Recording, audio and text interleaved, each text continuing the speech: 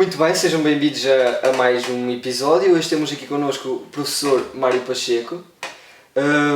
O professor Mário é então um professor associado com agregação no Departamento de Biologia da Universidade de Aveiro. Formou-se em Biologia na Universidade do Porto e concluiu o doutoramento em Biologia na Universidade de Aveiro no ano de 2000. Sua área de interesse é Fisiotoxicologia e é atualmente diretor da licenciatura em Biologia e responsável pelo laboratório de, precisamente, Fisiotoxicologia. É autor de mais de 130 artigos e 5 capítulos de livros e já orientou mais de 30 dissertações, bem como outras comunicações internacionais. E então, desde já, obrigado. E, posto isto, professor, o que é que o levou a seguir a área da Fisiotoxicologia? Ok, antes de responder à primeira pergunta, e agradecer este convite e também louvar e enaltecer a iniciativa do NEB em levar a cabo estas entrevistas e a divulgação da atividade dos docentes e investigadores do DBio. Muito obrigado por isso, é com gosto que fazemos esta entrevista. Relativamente à pergunta em concreto, às vezes fica a dúvida se somos nós que escolhemos as áreas, se são as áreas que nos escolhem a nós. E, enfim, isto é um bocado já mais filosófico que científico, mas tenho dúvidas se eu escolhi a área, se a área me escolheu a mim. Agora, o que é que me atraiu nesta área? Eu diria que é a perspectiva mecanicista dos estudos. Okay? Portanto, o tentar encontrar respostas para questões ligadas com a biologia, com a vida, com base nos mecanismos que estão por detrás dos processos. E a aplicação, isto é um bocadinho mais o enquadramento da fisiologia. Depois a fisiotoxicologia surge como uma aplicação desta perspectiva num contexto mais específico, que é a toxicologia. Virá depois. Portanto, eu diria que inatamente haveria uma propensão para o entendimento mecanístico dos processos biológicos e depois a toxicologia surge um bocadinho por acidente, as coisas ligam-se, integram-se e depois vão crescendo. E poderia ter sido outra área, diria, porque o que me estimula como investigador, docente pode ser um bocadinho diferente, mas como investigador é o equacionar perguntas a que eu seja capaz de responder, ou que tenha a ideia de que sou capaz de responder.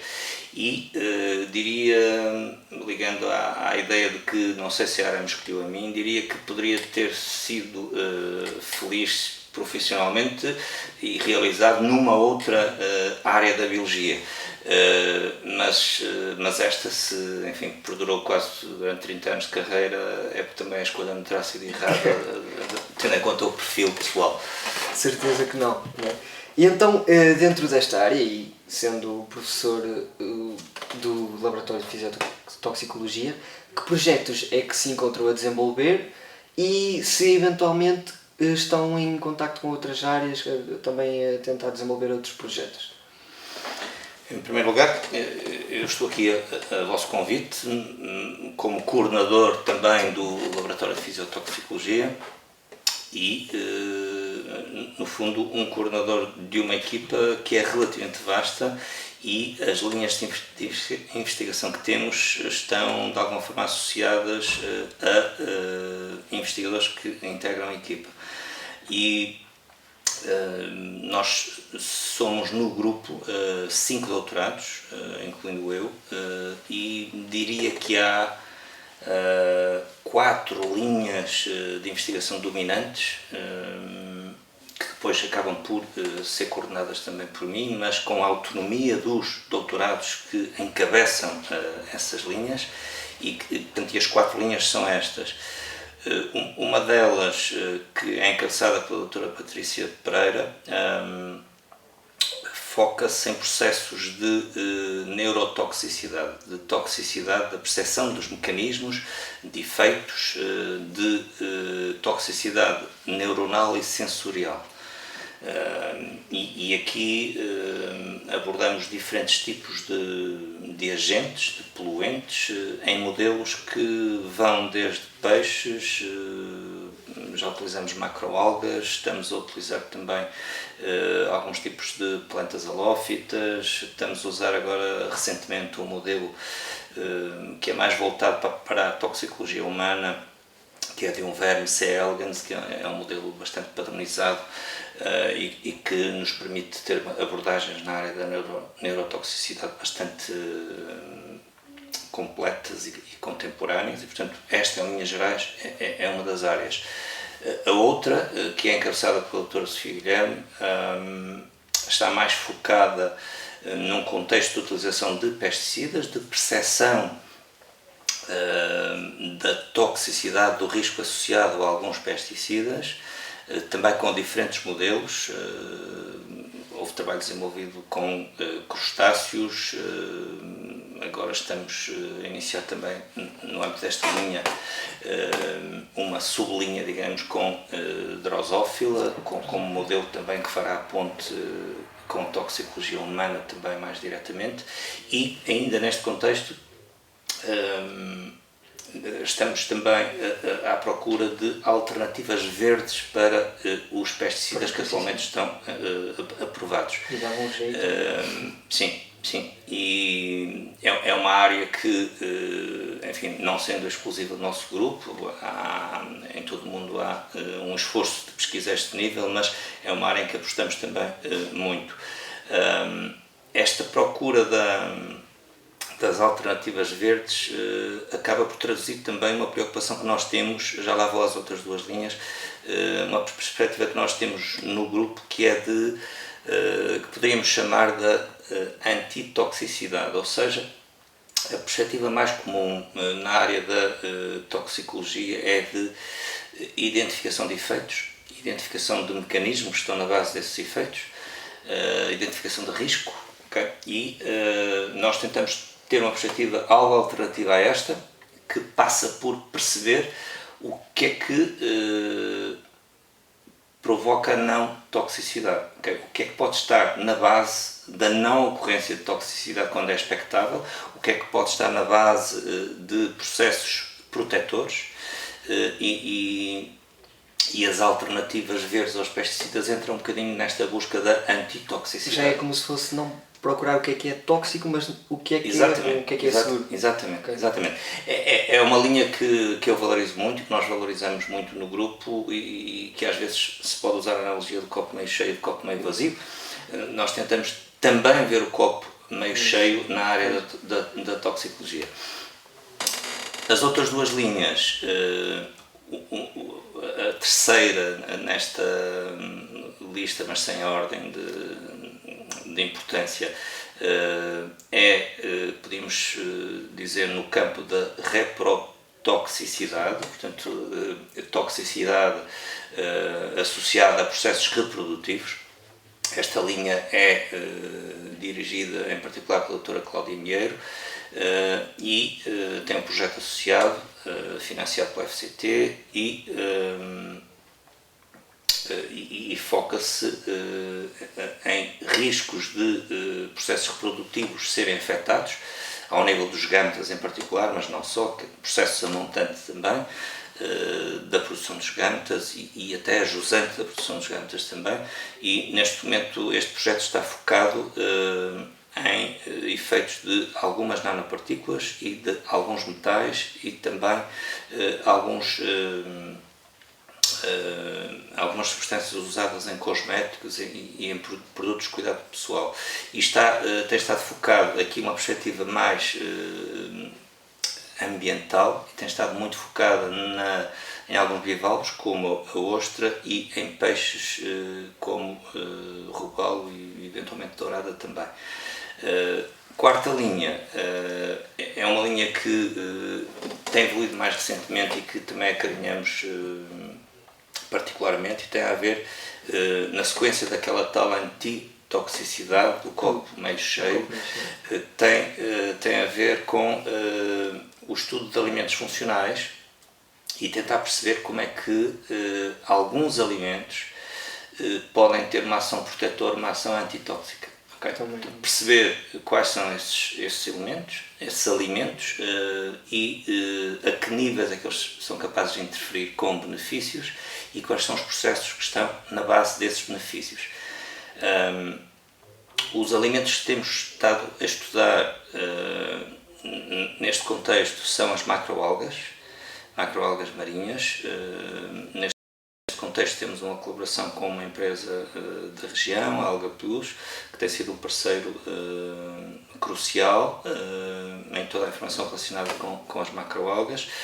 Aqui temos parcerias também com a UTAD, com o Departamento de Química da Universidade de Aveiro, enfim, alguns grupos do Porto também, e temos tido resultados muito interessantes a este nível e vai muito da linha daquela perspectiva do copo meio cheio quando se olha para a toxicologia, porque não deixa de ser toxicologia, fisiotoxicologia, mas com a tal perspectiva positiva. Para concluir esta parte, temos um projeto, estamos incluídos num projeto europeu, o AquaCombine, que tenta, na mesma perspectiva, explorar a possibilidade de halófitas, em particular a salicórnia, diferentes espécies de salicórnia, puderem ser incorporados em rações para peixes com benefícios em termos da condição do peixe, em termos da saúde do peixe e eventualmente até com benefícios em termos de crescimento e de zootecnia no contexto da aquacultura. Portanto, este projeto foca-se muito em aplicações na área da piscicultura, da aquacultura e usando estas halófitas como alternativas de matéria-prima para incluir nas rações dos peixes. Ok, estão feitas as quatro grandes áreas. Diria que é importante ainda identificar um outro aspecto que é, existindo estas 4 linhas centrais, que eu gosto de fomentar como identitárias, associadas a um investigador particular que a coordena mais diretamente. É muito interessante perceber que no grupo depois há pontos, há interligações entre as diferentes linhas, sim, e entre linhas que aqui não referi, mas depois todo este cross-link entre as diferentes linhas também é um estímulo enorme e acaba por haver também uma ajuda. Claro que sim, claro que sim. Até porque as abordagens são diferentes, os contextos são diferentes, mas muitas vezes partilha-se as ferramentas metodológicas. E até mecanismos fisiotoxicológicos que podem servir para áreas diferentes. Sim. E temos aqui 4 áreas dentro da fisiotoxicologia completamente variadas. Sim. Sim. Pronto, então, o professor já nos disse aqui os projetos deste momento, então, e que dentro deles, quais é que acha que serão mais adequados para talvez um aluno de licenciatura, tendo em conta aquilo que já aprendeu durante a licenciatura até chegar à pesquisa, e quais é que seriam, se calhar, mais complexos? E se calhar adequavam-se melhor para um estudante de mestrado que está a pensar fazer uma dissertação ou até para um seguir doutoramento? Eu não distinguiria, porque qualquer uma das linhas pode ter versões mais simples de propostas de trabalho e versões mais complexas. Eu diria que temos estudantes de doutoramento em qualquer uma das linhas, temos mestrados ou poderemos ter mestrados em qualquer uma das linhas e temos apresentado propostas de temas de pesquisa também em qualquer uma das linhas. Ou seja, a abrangência é tão grande que permite isolar, componentes que depois serão ajustadas à capacidade, ao know-how ou aos interesses de quem for efetuar o trabalho. E, portanto, temos apresentado temas de pesquisa para a licenciatura, na licenciatura em Biologia, temas de projeto, por exemplo, na licenciatura em Bioquímica, em Ciências do Mar, temas de mestrado nas 4 linhas também em diferentes mestrados e doutoramentos, como disse, também temos a decorrer. Portanto, diria que não há assim, uma adequação particular de nenhuma das linhas a algum dos níveis e será versátil ao ponto de se poder adequar a qualquer grau de profundidade. Talvez a complexidade do trabalho é que seria diferente. Sim. Porque obviamente terá que haver uma adequação dos objetivos, à capacidade, ao tempo que há de dedicação à ação, seja uma pesquisa, seja um mestrado, seja um doutoramento, os tempos são diferentes, as exigências são diferentes, mas tudo é adequável e, portanto, nesse sentido, em qualquer uma das linhas se podem encontrar, acho eu, propostas atrativas para candidatos de qualquer um dos ciclos de estudo. Muito bem. Então, dentro da área da fisiotoxicologia, que características é que um aluno que queira seguir a área precisa de ter? O que é valorizado? É difícil. Não. Há características que são transversais a qualquer área. E eu diria, obviamente, a capacidade de trabalho sempre. Porque trabalhar em investigação, eu reforço sempre isto, é 80% de transpiração, 20% de inspiração, e alguém que não tem capacidade para cumprir estes 80% de transpiração terá poucas possibilidades em qualquer área. Portanto, a capacidade de trabalho é central e é transversal a qualquer área.